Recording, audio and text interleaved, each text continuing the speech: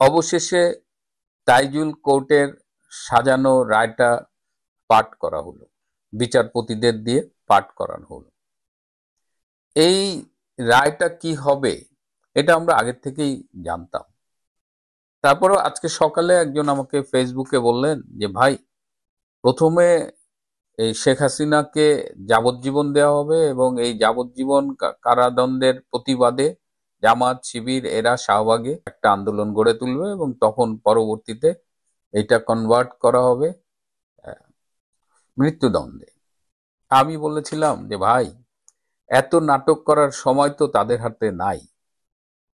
এই যে নাটক, মানে কোথায় কার বিদায় ঘন্টা বাজছে, কার কাউন্টডাউন শুরু হয়ে গেছে, এটা আমরা যতটুক জানি বা না জানি, এটা ডক্টর ইউনূস খুব ভালো করেই জানে। তাইজুল ছাত্র জীবনে যারে বলা হতো যে উঠতে ভুল বসতে ভুল শিবিরের তাইজুল, সেই তাইজুল আজকে এই আইসিটিতে যেটা কাজটা করলো, এটার কনসিকুয়েন্স আপনারা খুব তাড়াতাড়ি পাবেন। আজকে সেটা নিয়ে বিস্তারিত কথা বলবো না। শুরুতে হলো একটা মামলার একটা অবৈধ কোর্ট। এই কোর্টটা করা হয়েছিল 1971 সালে যুদ্ধ অপরাধ, মানবতা বিরোধী অপরাধ, এইসব যে মুক্তিযুদ্ধে এইসব অপরাধ সংগঠিত হয়েছিল তার বিচারের জন্য। সেটাকে একটা অবৈধ অধ্যাদেশের মাধ্যমে এই জুলাই আগস্টের যে জঙ্গি অভ্যুত্থান, সেখানকার বিভিন্ন কাল্পনিক বানোয়াট অভিযোগ এনে, মানে পুরো বিষয়টা ইল্লিগাল। আমি ইল্লিগাল বলছি তা না। এই কোর্টে একজন ব্রিটিশ আইনজীবী টবি ক্যাটম্যান, তিনি অ্যাডভাইজার হিসেবে আছেন। টবি ক্যাটম্যান নিজেই বলেছিলেন যে শেখ হাসিনার বিচার আমরা আন্তর্জাতিক অপরাধ আদালতে করি, সেটা নেদারল্যান্ডসের হেইগে। কিন্তু তাইজুল বাহিনী রাজি হয়নি, কারণ হেগে গেলে তো আর এইভাবে মনের মতো ইচ্ছা মতো বিচার ম্যানিপুলেট করা যাবে না। তাজুল বাহিনী সমস্ত আইনের প্রতি বৃদ্ধাঙ্গুলি দেখিয়ে এই আইসিটিতে অবৈধভাবে এই মামলাটার বিচার করেছে। এই মামলার এতগুলো অসঙ্গতি, প্রথমত তো এই কোড অবৈধ, দে হ্যাভ নো রাইটস। এই এই অপরাধ যারা যেগুলো দাবি করছে এটা বিচার করার জন্য এই আদালতটা অ্যাপ্রোপ্রিয়েট আদালত না, তারা নর্মাল আদালতে যাইতো। তো এটা প্রথমেই মানে বাতিল হয়ে যায়, তারপরে আসলে আর কোনো আলোচনার দরকার হয় না। তারপরেও কিছু বিষয় আমি একটু আলোচনা করতে চাই। এইখানে এই তাইজুলটা কে? এইখানে যখন 71-এর মানবতা বিরোধী অপরাধ, যুদ্ধ অপরাধী এদের বিচার হচ্ছিল, তখন তাইজুল ছিল ওই অপরাধীদের আইনজীবী। সে এখন পোল্টি খেয়া হয়ে গেছে চিফ প্রসিকিউটর, সরকার পক্ষের আইনজীবী। এটা কেমনে হয়? এখানে স্পষ্ট কনফ্লিক্ট অফ ইন্টারেস্ট, এটা সম্ভব না। জাতিসংঘকে আয়না আপনি একটা তদন্ত করাইলেন, তদন্তের রিপোর্ট দিলেন, জাতিসংঘ বলতেছে 1400 মারা গেছে, আপনি বলতেছেন 800 মারা গেছে। সেই সময় পেপার টেপার গাইটে দেখা যায় 150-200। এই 150-200 আবার কারা মারছে? কিছু মারা গেছে পুলিশের গুলিতে বা আইন শৃঙ্খলা রক্ষাকারী বাহিনীর হাতে। কেন আইন শৃঙ্খলা বাহিনী রক্ষাকারী বাহিনী গুলি করেছিল? বিকজ জাতীয় স্থাপনা, কেপিআই, জাতীয় গুরুত্বপূর্ণ স্থাপনাগুলো ধ্বংস করছিল, তখন পুলিশ বাধ্য হয়ে গুলি করেছে। এবং পুলিশ যে গুলি করেছে এই সবগুলো কিন্তু ডকুমেন্টেড এবং আইন মেনে করা হয়েছে। পুলিশ যে আইন মেনে গুলি করেছে এটা আমি বলছি না, এটা কে বলছে? এটা জাতিসংঘের যে তদন্ত, এই হিউম্যান রাইটস কমিশনের যে তদন্ত রিপোর্ট, সেখানে কিন্তু এই যে অনুচ্ছেদ 98, 99, 111, 300, 314-তে এই ধরনের পুলিশি অ্যাকশনকে বৈধতার কথা বলা হয়েছে। তাহলে এবার বলেন যে এইখানে যতগুলো ডেড বডি পড়েছে সব কি পুলিশের গুলিতে? তাহলে ব্রিগেডিয়ার সাখাওয়াত, তখন তিনি স্বরাষ্ট্র উপদেষ্টা ছিলেন, তিনি যে সিএমএইচে আহত আনসারদের দেখতে গিয়ে বললেন যে 7.62 রাইফেল বোরের যে গুলিটা, সেই গুলি নাকি পুলিশের কাছে, সেই অস্ত্র পুলিশের কাছে থাকে না। তাহলে এই স্পেশাল রাইফেল, এই স্নাইপার রাইফেল কারা ব্যবহার করেছিল? শুভ আফ্রিদি নামে একজন আর্মি থেকে বরখাস্তকৃত, তিনি ফেসবুকে স্ট্যাটাস দিয়ে বলেছেন যে তিনি এই আন্দোলনে স্নাইপার রাইফেল নিয়ে ছিলেন, তিনিও গুলি করেছেন। এই যে মুগ্ধ মারা গেছে, মুগ্ধর বাবা বলেছে যে মুগ্ধ পুলিশের গুলিতে মারা যায়নি, এই যে রংপুরের আবু সাইদ মারা গেছে, আবু সাইদের বুকে রাবার বুলেট লেগেছে, তার পোস্টমর্টেম 5 বার চেঞ্জ করা হয়েছে, সেখানে দেখা যাচ্ছে যে মাথার পেছনে ক্ষত। এই মাথার পেছনে ক্ষতটা কোত্থেকে আসছে? কেন আবু সাইদকে ঘটনাস্থল থেকে আহত হওয়ার পরে কোথাও নিয়ে যে তাকে 4.5-5 ঘন্টা পরে রংপুর মেডিকেল আনা হলো? কেন সেইখানে ক্যামেরা ফিট করা ছিল? এবং ক্যামেরাগুলোর অবস্থান দেখবেন যে বিভিন্ন ইনসিডেন্টে ক্যামেরাগুলো অনেক সময় দেখা যাচ্ছে যে আহ, বন্দুক দেখাচ্ছে, ক্যামেরা ফিট করে আছে বন্দুকের দিকে, কিন্তু ওই গুলিটা কোথায় গেছে এইটা আর ক্যামেরা দেখাচ্ছে না। ওই গুলিটা কি মানুষের গায়ে লেগেছে, নাকি কনক্রিটে লেগেছে, না মানুষের পায়ে লেগেছে?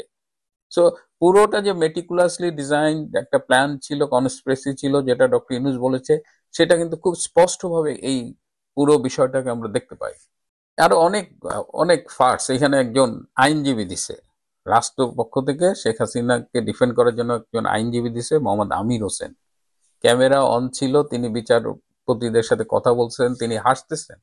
এই যে দেখেন, আমি ভিডিওটা রেখে দিছি।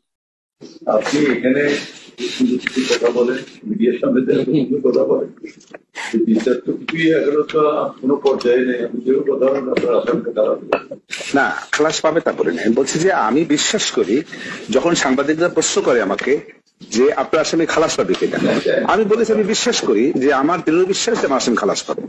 সেটা তো বলতেই পারি আমি, আমার বিশ্বাস, আমার চেষ্টা, সে জায়গাটা আমি বলতেই পারি। যদি ভুল হয় আমার আদালত আমাকে সংশোধন করবেন। না ভালো তাছাড়া আমার না বলে উপায় কি? আমি যদি বলি আমার আসামি খালাস পাবে না, তাহলে তো মানে জাতি এবং মাননীয় আদালত লর্ডশিপও বলবেন যে কেমন লয়ার আমি স্টেট ডিফেন্সে নিয়োগ দিয়েছি যে আসামির ফাঁসি চাই। তাহলে তো এটা আরো খারাপ, আপনার জন্য খারাপ, আমার জন্য খারাপ। এই জন্য তো প্রথমে রিমুভ করতে গেছে। তো এই হলো বিচারপতি, চিফ প্রসিকিউটর, এমনকি আসামি পক্ষের আইনজীবীটাও এই নাটকে স্ক্রিপ্ট পাঠ করে গেছে। আমি তো ডাক্তার, আমি একটা জিনিস খুব কানে লেগেছে, যেমন বলছে শেখ হাসিনা নাকি জুলাইয়ের সেই জঙ্গি অভ্যুত্থানে আহতদের নাকি চিকিৎসা বাধাগ্রস্ত করেছিলেন। তিনি নাকি বলেছিলেন যে নো ট্রিটমেন্ট নো রিলিজ, কাউকে কোনো চিকিৎসা দেওয়া যাবে না, কাউকে এভাবে ফালায় রাখবা, রিলিজ করা যাবে না। তাহলে এই ভিডিওটা দেখেন তো। সাম্প্রতিক সহিংসতায় আহত হয়ে অর্থোপেডিক হাসপাতাল ও পুনর্বাসন প্রতিষ্ঠান নিটোরে চিকিৎসা নেন 272 জন। এর মধ্যে এখনো ভর্তি গুরুতর 76 জন। তাদের অনেকেরই রয়েছে অঙ্গহানির শঙ্কা। তাদের দেখতে অর্থোপেডিক হাসপাতালে যান প্রধানমন্ত্রী। আহতদের খোঁজ নেওয়ার পাশাপাশি কথা বলেন চিকিৎসা নার্সদের সঙ্গে। জানান চিকিৎসা ব্যয় ছাড়াও প্রয়োজনে কৃত্রিম অঙ্গ প্রতিস্থাপনের ব্যবস্থা করবে সরকার। আজকে চিকিৎসার জন্য যারা লাগবে আমরা করে দেবো, করে দিচ্ছি।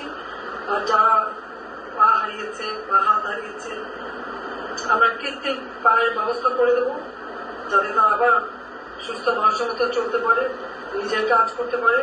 মানুষ মেরে ঝুলিয়ে রাখা, পুলিশ মেরে ঝুলিয়ে রাখা, গাজীপুরে আমাদের কর্মী মেরে ঝুলিয়ে রাখা, এটা কি ধরনের রাজনীতি আমরা চাই না। তাহলে কি দেখলাম, মানে মিথ্যাচার যে কতভাবে হয়েছে এটা আসলে, এটা আপনারাও জানেন, আমরাও জানি, এটা নিয়ে অনেক বেশি কথা বলার কিছু নাই। এই এই যে ক্যাঙ্গারু কোর্টে এরকম একটা ক্যামেরা ট্রায়াল হয়েছে, এবং সেটা দেখেন ধর্মের কল বাতাসে নড়ে। নইলে এই আমির হোসেন যে বিচারপতিদের সাথে হাইসা হাইসা কথা বলতেছে, সেটা আমরা কিভাবে পেলাম? কারা এই আন্দোলনে অংশগ্রহণ করেছিল ছাত্র জনতার নামে?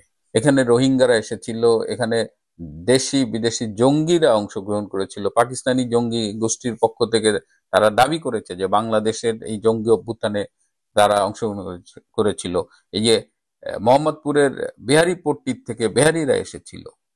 তো এটা তো ছাত্র জনতার আন্দোলন ছিল না? 5টা অভিযোগে শেখ হাসিনার বিরুদ্ধে বিচার করে এই রায় দেওয়া হলো। সাথে আমাদের স্বরাষ্ট্রমন্ত্রী আসাদুজ্জামান কামালকেও মৃত্যুদণ্ড দেওয়া হয়েছে। এবং কদিন আগেই চিফ প্রসিকিউটর তাজুল বলছে যে আমার উপরে প্রেসার করে লাভ নেই, আমি চেষ্টা করছি যত দ্রুত এই বিচার করা যায়। মানে একে তো প্রহসনের বিচার, সেটা আবার স্পিড। আমি ওই যে প্রথমেই বলেছি, তাদের হাতে খুব সময় কম, তারা মনে করছে যে এইভাবে একটা বিচার করলে বোধহয়, আমি জানি না what they will achieve from it. আপনি যদি চিন্তা করেন 5ই আগস্টে কিন্তু তাদের মূল প্ল্যান ছিল শেখ হাসিনাকে হত্যা করা, এবং সেই প্ল্যানটা ছিল জামাতের, এবং এই সেনাপ্রধান জেনারেল ওয়াকার খান তাতে এগ্রি করেছিলেন। এই সেটা যদি চিন্তা করি আমরা, তাহলে তো শেখ হাসিনা বেঁচে আছেন, দেশের বাইরে নিরাপদে আছেন। বঙ্গবন্ধু শেখ মুজিবুর রহমান যখন 71 সালে পাকিস্তানের কারাগারে বন্দী, তখন 8টি মামলায় তার ফাঁসির আদেশ হয়েছিল। রাজনীতিতে সেই পুরনো হিসাবটা কিন্তু আবার ফিরে এসেছে। সুতরাং তারা শেখ হাসিনাকে ধরতে পারেনি, এখন যত রাগ ছাড়ছে। কিন্তু এটা করে কি তাদের শেষ রক্ষা হবে? ডক্টর ইউনূসের কি কাউন্টডাউন শুরু হয়ে গেছে? এই যে ডক্টর খলিল ভারতে যাবেন, সম্ভবত আগামীকাল যাবেন, he will feel the heat, তিনি টের পাবেন। আর সবশেষে একটা কথা, বেশ কিছু ফোন পেয়েছি, অনেকেরই মন খারাপ।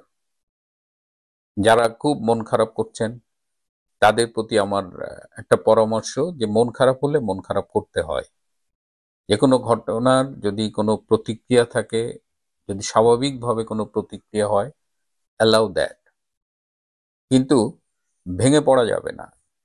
আমরা 15 মাস অতিক্রম করে এসেছি এবং এই 15 মাসে 5ই আগস্ট আমাদের অবস্থান কোথায় ছিল, আজকে আমাদের অবস্থান কোথায়, আজকে শেখ হাসিনা কোথায়, জাস্ট হিসাবটা দেখেন। জাস্ট সময়ই শেখ হাসিনাকে রাজস্বিকভাবে ফিরিয়ে আনবে। সো আমরা তো ক্রমশ শত্রুর মুখে ছাই দিয়ে এগিয়ে যাচ্ছি। তারা আজকে 32 ভাঙার চেষ্টা করেছে, ব্যর্থ হয়েছে। 32 তো আসলে কিছু নাই, বেসিক্যালি গুড়িয়েই তো দিয়েছে, তাও তারা ব্যর্থ হয়েছে। এই কোর্টের একটা রায় দিয়ে তারা সাময়িক উল্লাস করবে, তারা তাদের অক্ষমতাগুলো ঢেকে তারা এই উল্লাসের মধ্য দিয়ে একটা মনস্তাত্ত্বিক চাপ আপনাদের উপরে প্রয়োগ করার চেষ্টা করবে। কিন্তু রাজনীতি, আমি কিন্তু ব্যক্তিগতভাবে এই রাজনীতির এই প্রক্রিয়ার মধ্য দিয়ে গিয়ে অনেকদিন পরে মনে হচ্ছে যে আসলেই রাজনীতি করছি। তো রাজনীতিতে দুঃসময় আসে, কিন্তু এটাই শেষ না। শেখ হাসিনা অত্যন্ত শক্ত আছেন, তিনি জানতেন এই রায়টা তার কি হবে, কিন্তু তিনি ভেঙে পড়েননি। তিনি ক্রমাগত কথা বলেছেন, তিনি বিশ্বের সামনে আজকাল কথা বলছেন। এবং এই যে সাজানো মামলা, এই যে ক্যাঙ্গারু কোর্টের রায়, এগুলো কোনো কিছুই থাকবে না। তাহলে এগুলো থাকবে না যে বলি, কিসের ভিত্তিতে বলি?